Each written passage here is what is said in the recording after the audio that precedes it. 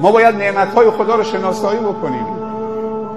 اگر مال نداد میگیم خدا هیچی نداده، اگر ماشین نداد میگیم خدا هیچی نداده، اگر خانه نداد، اگر حقوق خوبی نداد، درآمد خوبی نداد، میگیم خدا هیچی نداده. خیلی نعمتها هستن که مال و مقام و جمال و اینا در مقابلش هیچی هستن. یک داستان تکان دهنده‌ای بعضی از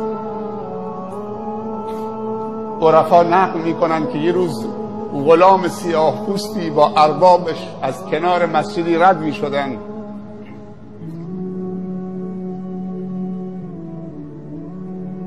وقتی که در مسجد رسید، اون غلام سیاه پوستی که برده اون ارباب بود گفت سرورم اجازه میدید چند دقیقه که برم تو خانه خدا 2 رکعت نماز بخونم؟ گفت برو ولی دیر نکن. این سیاه پوست، این غلام زرخرید، با اجازه آقاش اربابش آمد تو خانه خدا. توقفش تو خانه خدا طولانی شد. اربابش بیرون در ایستاده بود، صدا زد ای سیاه، ای غلام.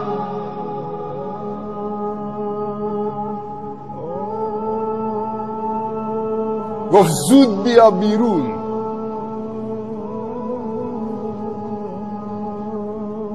این غلام صدای اربابش زد که سرورم نمیگذارن بیام بیرون، میخوام بیام بیرون، اجازه نمیدن. گفت من آقای تو هم، سرور تو هم، تو مملوک منید، عبد منید، برده منید، چه کسی غیر از من نمیذاره تو بیاید بیرون؟ گفت همون کسی که به تو اجازه نمیده بیاد داخل خونش. همون کسی که به تو اجازه نمیده بیاد داخل خونش به من اجازه نمیده که بیام بیرون.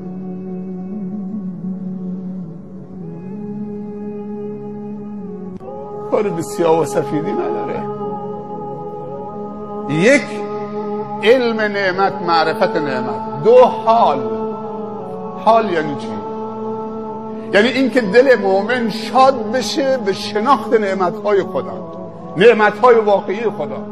خداوند در قرآن فرموده، امروز عصرم شیخ ماجد سوره الرحمن تفسیر میکرد. خداوند میفرمایند اعوذ بالله من الشیطان الرجیم بسم الله الرحمن الرحیم الرحمن علم القرآن خلق الانسان علمه البیان. چه منتی بر انسان، بر این مخلوقش داره میگذاره. میگه الرحمن، من الرحمنم، منبع همه نعمت ها هستم، بخشنده هستم. مهمترین نعمتی که به شما بخشیدم که نشانه رحمانیت من قرآن، علم القرآن. من دیشب داستان اون پیرمرد جاسکی رو به شما گفتم که این دوستمون تعریف میکرد یک سبد کالا بردیم تو شرق جاست، تو روستاهایی که حتی ماشینم اونجا نمیره، با 4 پا و با خیلی صعب العبوره، طرف باسیدی و جانوری و اونجا یا با موتور میرن یا پیاده یا 4 پا. شامل برنج و روغن و شکر و آرد و عدس و ماش و اینا بود. وقتی دادیم به اون پیرمرد تحویل گرفت، گفت پسرم خیلی ممنون، جزاک الله خیر، ولی این برای 5-6 روزی 1 ماه بیشتر دوام نمیکنه. کاش که به جای این نان و این آرد و این برنج و شکر و روغن یه شیخ جوانی می آوردی قرآن یاد ما میداد. اون ماندگار بود. اینا تشخیص دادن. پس علم یعنی شناخت نعمت، حال یعنی شاد شدن دل با نعمتهای مهم، نعمتهای اساسی. اما سوم، عمل به نعمت در جهت رضای خدا، نعمتها رو در جهت رضای خدا قرار بدیم. حضرت حذیفه بن الیمان صاحب سر رسول الله بود صلی الله علیه وسلم. اسرار رسول الله پیش این آقا بود، اسرار خصوصیش. یه روز شیطان رو در خواب دید، که تو سرش میزنه داره زار زار گریه میکنه. گفت شیطان چرا زار زار گریه میکنید؟ گفت به دو علت. یکی این که خدا در لعنت رو بر من باز کرده تا قیام قیامت، همینجور مردم و فرشتگان و سایر مخلوقات بر من نفرین و لعنت میکنن. و دوم این که خدا قلب مؤمنین را بر من، نفوذ من در قلب مؤمنین رو مسدود کرده. هر وقتی که تصمیم گرفتم نفوذ بکنم بر قلبشون، با هیبت مؤمنین مواجه میشم که تبدیل به آتشی میشه میخواد منو بسوزونه. امروز شما اینجایید، امشب اینجایید. آیا شیطان اجازه داد؟ آیا راضی شد که شما بیاید؟ آیا خوشش میاد؟ شما محکم ایستادید، استقامت داری میکنید. لیکن نفوذ به دل مؤمنان مسدود کرده، من نمیتونم وارد بشم. چه نعمتیه. همش جوان نشسته. نه که اینجا درست مسجد الحرام در دنیا فقط یک جاست، کعبه، اما قبله همه جا هست. اون برنامه‌ای که الان اونجا اجرا میشه ما اینجا اجرا میکنیم. اونجا قیام، اینجا هم قیامه. اونجا خط میخونن، اینجا ما خط میخونیم.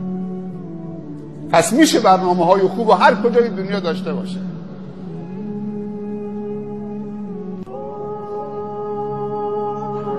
قدر این فرصت ها رو بدونید.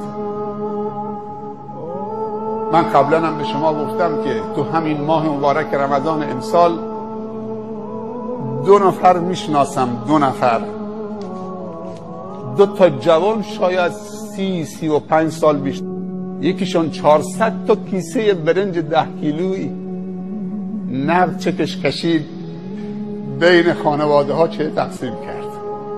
بین 400 خانواده کیسه 10 کیلویی برنج.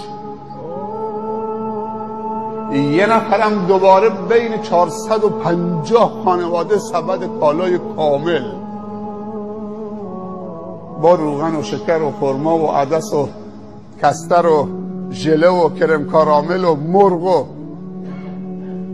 چه توفیقیه که یک جوان 30 ساله میاد، خدا بهش مال داده، ثواب روزی 400 خانواده رو میگیره، با 35 میلیون تومن، با 40 میلیون تومن، با 50 میلیون تومن. در صورتی که یک جوون دیگه داریم که سر سال همینطوری که مؤمنین زکات مالشون رو سر سال حساب میکنن، این آقا زکات امسال مثلا 300 میلیون پول آبجوام بوده، 500 میلیون پول معذرت میخوام فحاشیم بوده، 500 میلیون پول عیاشیم بوده، 500 میلیون پول تریاکم بوده.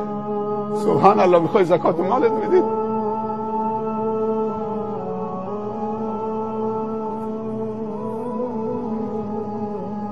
هرچی کنی به خود کنی، گر همه نیک و بد کنی، کس نکند به تو آنچه که خود به خود کنی.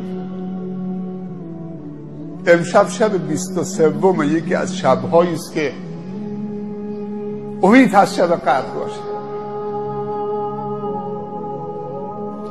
83 سال و 6 ماه در یک شب عمر معنوی برای شما تولید میشه. اگر تو امشب یا شب‌های آینده نصیبتون بشه، عمر معنویتون 83 سال، یعنی کسی 5 تا رمضان 5 تا شب قدر نصیبش بشه 415 سال عمر معنوی میکنه.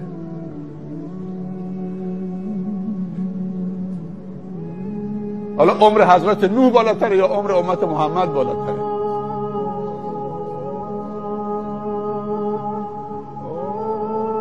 ده تا شب قدر نصیبش بشه حساب بکنید 800 سال، 900 سال تو 10 تا شب قدر اگر نصیبت بشه.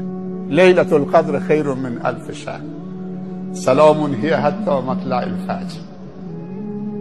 درهای 7 آسمان شکافته میشه، موجودات نورانی از آسمان نورباران میشن به طرف زمین، زمین رو نورباران میکنن.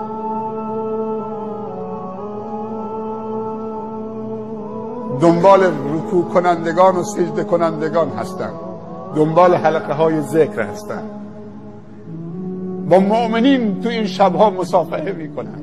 سلام هی حتی مطلع الفجر، آرامش کامله.